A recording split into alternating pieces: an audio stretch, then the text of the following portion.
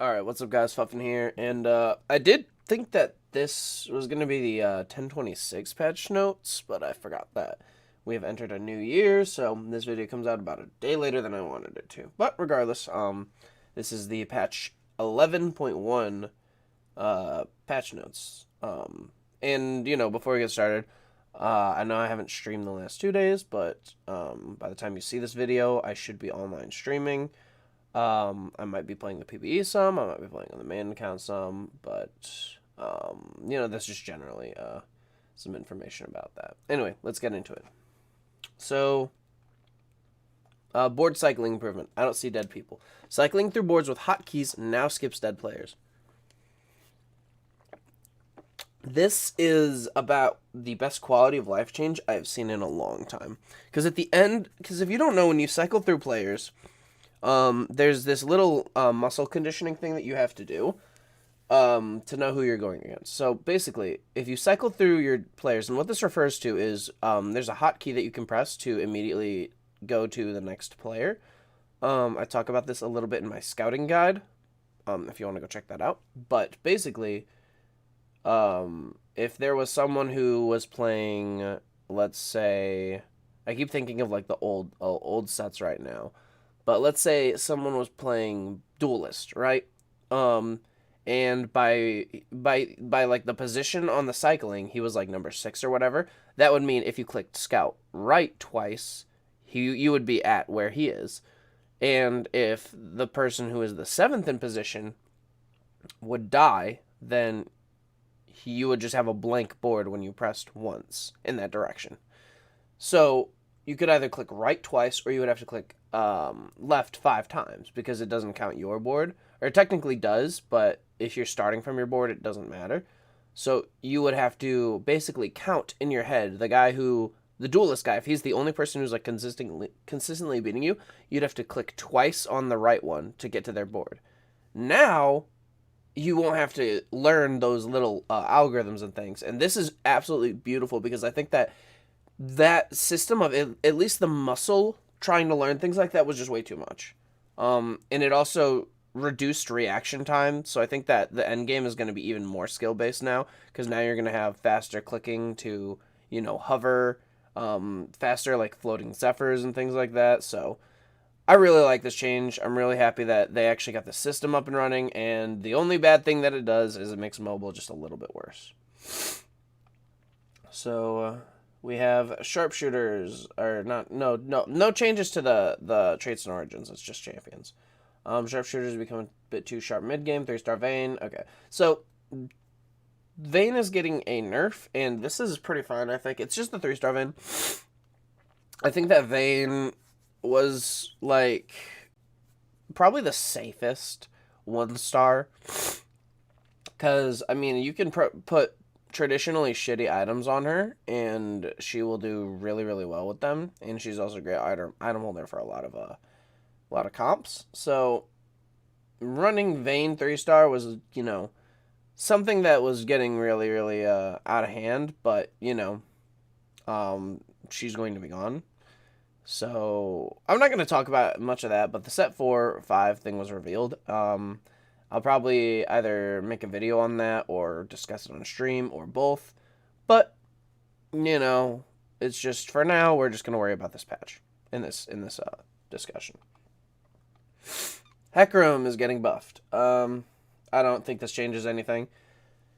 In one of my games recently, I actually went against a guy who went, I think, like 6 Elderwood Hecarim. Level 3 Hecarim, went like maybe 2 Vanguards or something as well. Like, this whole thing, like, made Hecarim carry, and, I won the game by buying 1 Lee Sin, and literally just kicked him off the fucking map. So, like, this is why I don't think that, and again, this is something I talk about in my streams a lot, I don't think that boss units matter in this set much, because there's just way too many ways to get rid of them, like, really easily. I mean, Set gains more damage based on the HP, and Lee Sin can literally just ring out any opponent. And that's why, like, Galio and thing aren't really performing, so, it's just something I just wanted to, slip in there, point out. Okay, and then we have Lulu. Mana going up. Lulu has been the strongest fucking thing in this game. If you have a chosen Lulu, you pretty much get to level 9 for free. It's really hard to even, like, debate anything like that because she just gave way too much. So they're, changing her mana up and making it just a little bit harder for her to be spamming like that. Which I think is good because what she was doing without items was just not even fun. Like, you basically got any chosen Lulu and you just won the game. It was kind of crazy. Then you have chosen Teemo.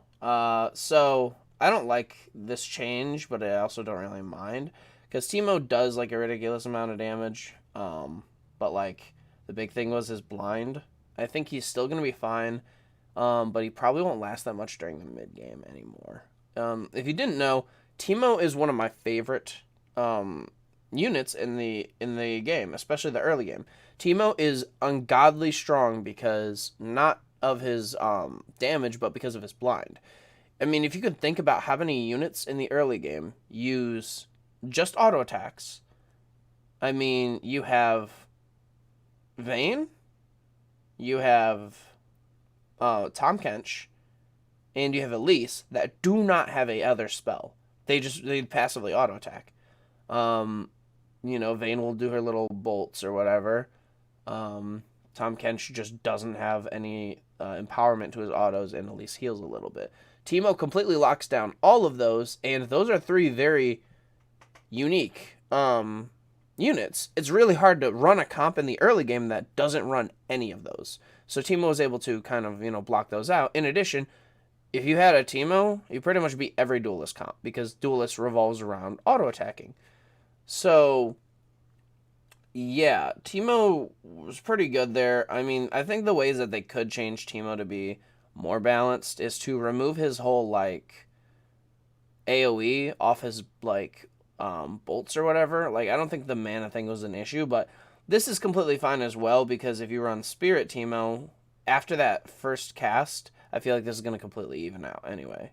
So, I feel like Chosen Teemo just is going to be less consistent, but I feel like Teemo altogether isn't really affected that much. But I guess we'll just see. Tier 3, Kallista's health going up, and Vygar's mana also going up. So yeah, Kallista, I mean, she just kind of is, like, okay, and she doesn't really do a lot, unless it's, like, Duelist, obviously, but, she's okay. Vygar mana going up. I think Vygar is, like, the only comp that's, like, super, super consistent right now. I mean, a lot of people are just trying to spam it, and with varying levels of success, but this is going to basically make the blue buff Hodge Vygar a little bit less good, and I mean, you're pretty much going to have to run blue buff double Hodge, or something ridiculous like that, if you really want the whole, like, immediate kill 2 units thing. But then you are going to, sacrifice power somewhere else, so... we have Aatrox's health going from 800 to 900. Good. Aatrox's armor going from 40 to 70. These are numbers I think that should have been implemented a long time ago. I mean, Sejuani's numbers were absolutely fucking ridiculous. I mean, I remember seeing whatever Sejuani has compared to whatever Aatrox had, and I'm like, why the fuck would you ever play Aatrox unless you're trying to use this ability? But even then, sometimes his fucking ability doesn't, happen. So... I think this makes him more valuable, and maybe it makes Sejuani a little bit less, like, insta-buy if you need a Vanguard on your team. Ahri's mana going down, Ahri's attack speed going up. This isn't really much in terms of, like, the actual mana. It's just going to try and make her attack a little bit faster. The attack speed thing is really good because she is a spirit, so we'll see. I personally think 4-Spirit Ahri is, like, the best Ahri build, but this probably just makes it better. And I guess we'll see if everyone else wants to run 4-Spirit Ahri as well. Jhin 2 is just going down a little bit. I think this just has to do with the Sharpshooter thing, so very nice. Morgana's health going up, Morgana's armor going up. And Morgana's attack range is going to 2 hexes.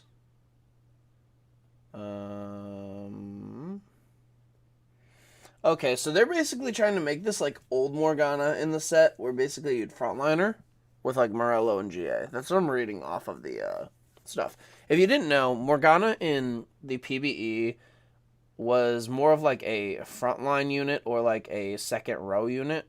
Like you didn't usually have her in the back line like you do these days, but you basically did that so that by the time she would cast her ultimate, she would basically apply like Dazzler and her ultimate's effect to the enemy team, and then you would have your carries like Lux and Talon actually be doing most of the work. I don't know how this is going to work now because they're trying to change her identity a little bit, and I think that Talon isn't really going to be a carry that works for the comp. So we'll see. We'll see what happens. It could be possible that Morgana finds her place in a different comp, but I guess time will tell on that. Lee Sin's armor and magic resist is going up a little bit. Fine. I think Lee Sin is really, really situational. Like, you usually use him as a problem solver to get rid of a unit, and I don't think that this changes that. I don't think Lee Sin is going to outtake Set, Yone, or Kayn as the trifecta of the best legendaries, and I still think that Lee Sin and Lilia are most likely going to still be the units that you swap out in any legendary variation comp for other things that might be useful. Such as other like synergy bots like Irelia. Bugs fixed an issue where some champions would fail to cast when affected by the slow from Azir's Emperor's Wall of... Okay, that was actually something that I've seen a lot with Set, and I'm so happy that it's getting fucking fixed. Set's Showstopper now probably fails when involved with Trap Clan instead of dealing AoE secondary damage. That's good. Brains before gains. Set will no longer interrupt Showstopper to go do sit-ups. Thank fucking God. I mean, there's so many times that you would, like, just fizzle out your fucking ult, and it was the most annoying thing. Set's been spending too much time in Night City. Fixed a bug. Caused Set to stop attacking and casting when Showstopper's initial dash interrupted by a state change. Okay. This is something that I've seen, too, where Set will just have a fucking existential crisis. So, yeah. Fixed a bug where 11 fortune loss was giving more Nikos than intended. I mean, okay. Fixed a bug where Yone was shredding more armor, magic resistance than intended. Okay. Recipe now excludes components spawned from these gloves. Okay. I didn't understand that last one, but I guess it might be a good thing. So, I guess we can... I mean, I guess this seems pretty good. All things considered. The only things that really, like, negatively affect anything I'd be doing is maybe the Yone thing with, like, him not being as strong anymore. But I'm still going to be testing it out, seeing if Yone cannot hold up as well. But, yeah, anyway, I'd like to thank you guys for watching. You know, again, I apologize for not having, like, video and content out. I've been a little bit sick, as you might be able to tell in my voice. I'm going to attempt to be back to streaming here soon. It might only be for a few hours today, but I am really, really wanting to actually get completely, like, back into doing it for longer periods. So if you didn't know I do stream on the YouTube platform. So if you'd like to subscribe and turn on notifications, I don't know if you need notifications, but they will 100%, I assume, notify you when I'm live. And the subscribing thing may not help you out much in particular, but it helps me out a lot, and I always appreciate them. I'm trying to work up to 1,000 subscribers. Got a little goal. Maybe got like a giveaway or something in mind. I don't know. If you guys have any ideas for like a 1,000 subscriber giveaway, ask me anything, or like viewer stream, just let me know. And if you guys want, come tune into one of the streams. I mean, I'm always answering questions and trying to help out where I can. So, with all that said, I again like to thank you guys for taking time out of your day to listen to what the fuck I have to say, and have a good one.